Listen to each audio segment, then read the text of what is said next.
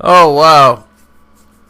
This is the true story behind the NFL beef between J.J. Watt, defensive lineman for the Houston Texans, versus Zach Mettenberger, quarterback at this time for the Titans. Back in 2014. Who remembers that year? 2014. You had a young up-and-coming quarterback who was just trying to play for his job, as a rookie. Zach Mettenberger. And he gets the starting nod, in the lineup because that was a dream of his. He got a chance to play and start, and while doing so,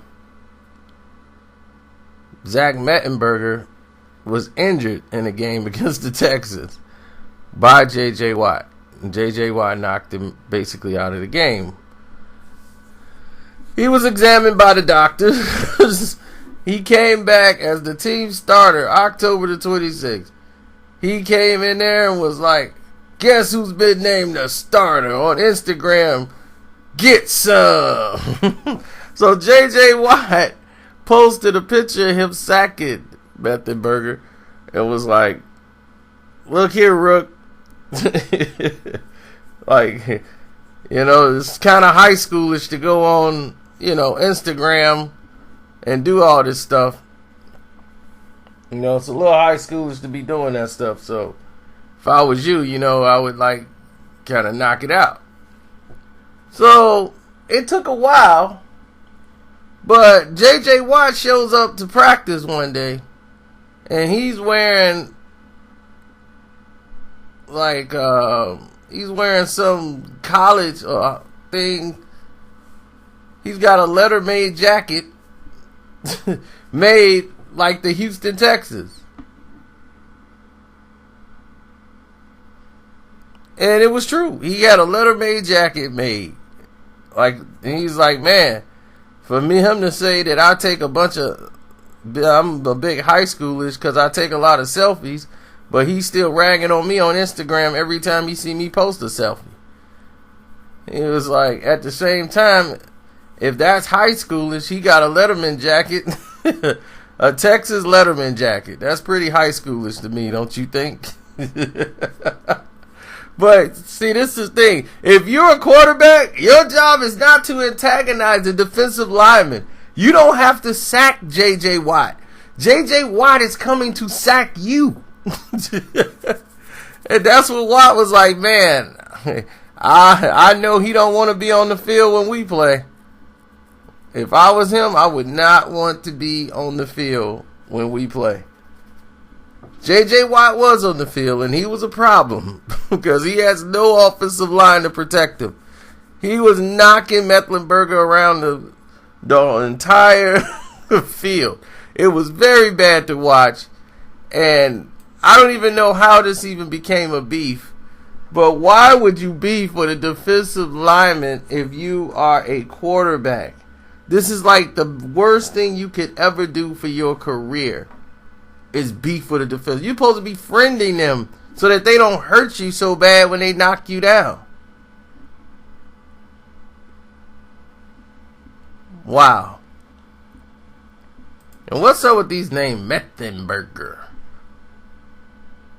I mean, it's all these burgers. Roethlisberger, Mettenberger. Just call him Zach Metten and get it over with. Now people got to put burger on the end of it. Roethlisberger. Let's call him Roth. Ben Roth. And get it over with. That's what most people do. They drop stuff off their name. They don't keep the whole name. People be like, my last name is Vandy. They name be Vanderslurgen, Vargen. They cut all that stuff off. Nah, we're just Mike Vandy. Okay, Mike Vandy. How you doing, Mac Vandy?